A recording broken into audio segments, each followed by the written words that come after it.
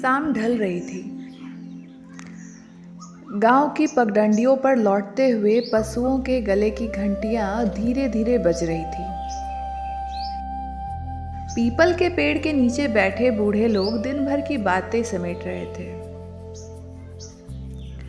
और उसी गांव में रहते थे अलगू चौधरी और जुम्मन शेख।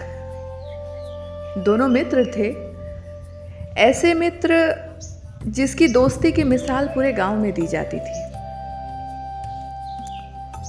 लोग कहते थे जहां अलगू है वहां जुम्मन है, और जहां जुम्मन है वहां अलगू।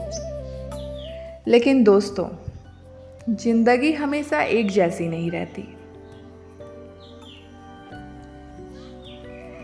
एक दिन ऐसा आया जब दोस्ती और न्याय आमने सामने खड़े हो गए और इंसान को चुनना पड़ा कि वह किसके साथ खड़ा होगा।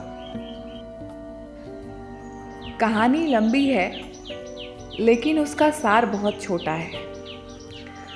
जुम्मन की बूढ़ी खाला ने अपनी सारी संपत्ति उसके नाम कर दी थी। उम्मीद थी कि बुढ़ापे में सहारा मिलेगा। लेकिन अक्सर ऐसा होता है ना, जब कोई चीज हमारी हो जाती है तो उसकी कीमत कम होने लगती है। धीरे धीरे खाला उपेक्षित होने लगी। उनकी बातों का महत्व कम हो गया। उनकी जरूरतें बोझ लगने लगी। आखिरकार उन्होंने पंचायत बुला ली। और पंच किसे चुना गया?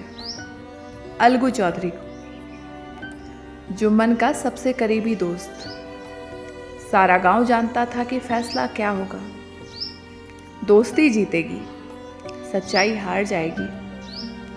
लेकिन जब अलगू पंच की चौकी पर बैठे तो कुछ बदल गया।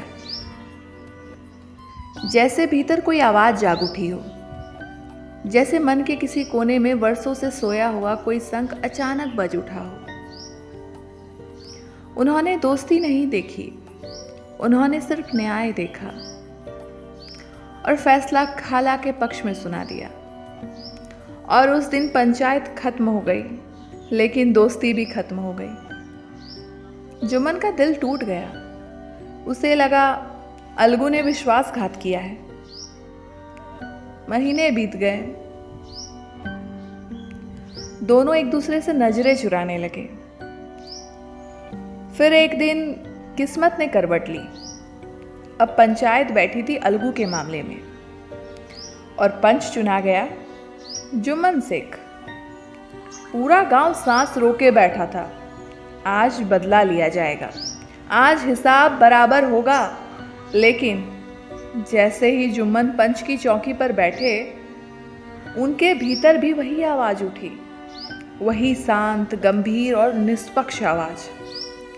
उन्हें लगा इस आसन पर बैठकर इंसान नहीं बोलता, उसके भीतर बैठा परमेश्वर बोलता है। और उस दिन जुम्मन ने भी न्याय का साथ दिया। फैसला अलगू के पक्ष में सुनाया। कुछ पल के लिए पूरा गांव स्तब्ध रह गया।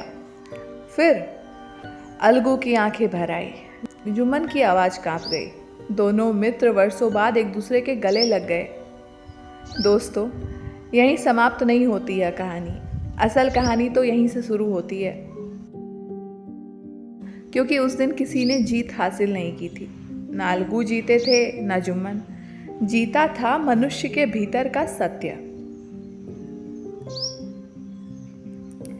आज हम सब अपने अपने जीवन में छोटे बड़े फैसले लेते हैं। कभी रिश्तों के लिए सच छोड़ देते हैं, कभी स्वार्थ के लिए न्याय, कभी डर के लिए ईमानदारी। लेकिन जीवन का असली शंखनाद उस दिन होता है जब हम सही बात के साथ खड़े होते हैं, भले ही वह हमारे अपने लोगों के खिलाफ ही क्यों ना जाती हो। क्योंकि सच्चाई का मार्ग आसान नहीं होता, लेकिन जब इंसान उस पर चल लेता है तो उसके भीतर एक ऐसी शांति जन्म लेती है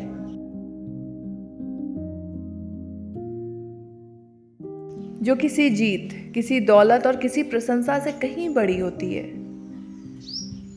शायद यही प्रेमचंद हमें समझाना चाहते थे कि इंसान की सबसे बड़ी विजय दूसरों पर नहीं, खुद पर होती है और जीवन का असली शंखनाद बाहर नहीं, हमारे अंतःकरण में गूंजता है।